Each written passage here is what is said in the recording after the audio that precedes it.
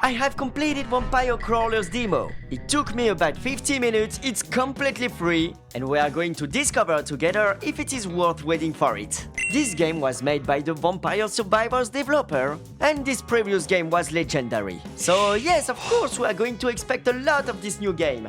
The very first level we get to play is the tutorial, in which we have to defeat multiple bats to get to the village. To attack the enemies, we have to play some cards. Each card is a weapon that you can use, and every card have a various effect. For example, the knife will deal damage to multiple enemies. Defeating an enemy gives you some XP, and once you level up, you can pick a new card to add to your deck. And in every stage, you will have to find some unique relics. These unique relics will change your gameplay forever. For example, when you get the Pancakes relic, you will be able to play some combos. Each card you play will have a mana cost. And with this relic, if you play cards in ascending mana cost order, you will deal some bonus damage. That's amazing, right? And of course, during your adventure, you will find some unique breakables. They can give you some good rewards, like this juicy extra mana points. After a few minutes of tutorial, I finally arrived at the final wave.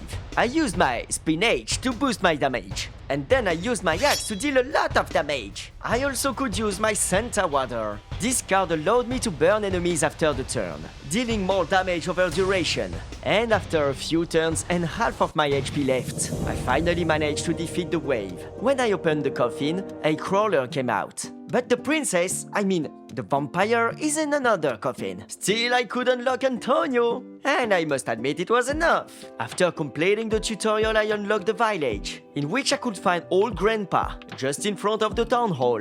The town hall that holds all the achievements. And trust me, buddies, completing this will be a very, very long journey. At first sight, I could say that this game was going to be a tons of hours of fun. After a quick rest, I was finally ready to start my new adventure. So I opened the world map, and I could enter the Mad Forest. During this run, I discovered two new weapons. The Magic Wand, which prioritizes attackers, and the Whip, which deals damage to multiple enemies. I also discovered that we can play the Crawler as a card. Each Crawler has a different specific effect. For example, Antonio deals more damage when a red card is played. And they also added some voice lines to the characters, that's so cool! I am myself a voice actor, if you want some voices, please contact me! One very useful feature in this game is that we got the Play All button. It will play all the cards available in your hand. And most of the time it will save you some brain juice, and it will complete the fights a lot faster. At the end of each floor, we had to defeat a final wave.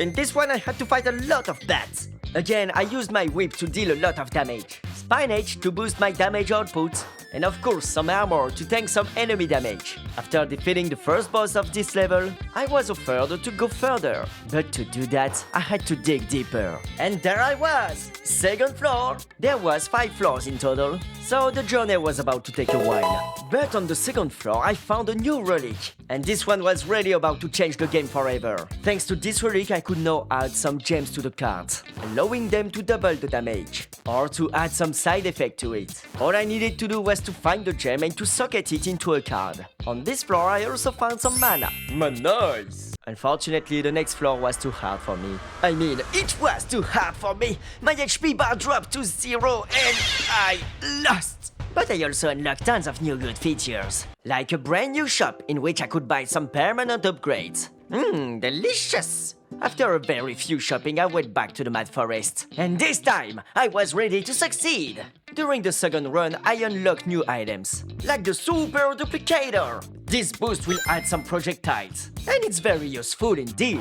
But this time on floor 2, I found some very weird thing. There was a goblin-like creature trying to run away, but I could smash his butt with cards, and it gave me tons of XP. During the final floor, I lost a lot of HP. I only had 17 left when I started to fight the final boss. This fight was composed of many lines of flowers. There were like tons of it. Luckily, I had a lot of armor points, so I could tank the attacks, waiting for the final boss. And yes, you guessed it, it was the Terrible Mantis. Thanks to the magic wand, I could deal a lot of damage very quickly. And with only 1 HP left, I managed to defeat it! Nice! After completing the stage, the Red Reaper came for me, just to kindly let me know that I succeed somehow. It was time to go back to the village and to prepare for level 2. Inlaid Library. But before going straight to the battle, I had to unlock some new characters, Imelda and Gennaro Belpaisi. Imelda will give more XP, while Gennaro will boost the amount, which is huge. I picked him, did some shopping, and went to stage 2, Inlaid Library. The first enemies were not so hard to defeat. Thanks to this character, I had a lot of amount boost. But hey, at floor 2, I found a dispenser. I could sacrifice a card to get a permanent boost. Yup, that's amazing. A few minutes after that, I found a new relic. The Guiding Light. It shows breakable light sources on the level. Very useful, of course, because the light source will give a lot of coins, chicken, and a lot of other good things. I kept going deeper in the dungeon, but the level curve was getting harder and harder. And in the middle of floor 4, I lost. How dramatic! Still, I could unlock some new cool things. I went back to the village and I decided that I wanted to give it a try to Imelda Bel Paese. With my new upgrades and my new unlocks, maybe this time would be the good one. I went back to the Inlaid Library, and things were going pretty well. I even managed to combine 2 items to evolve my magic wand. And the new version of it was so powerful. And I also evolved my fire wand into a hellfire. A lot of damage indeed! Still, it was not enough. I lost once again and went straight back to the town.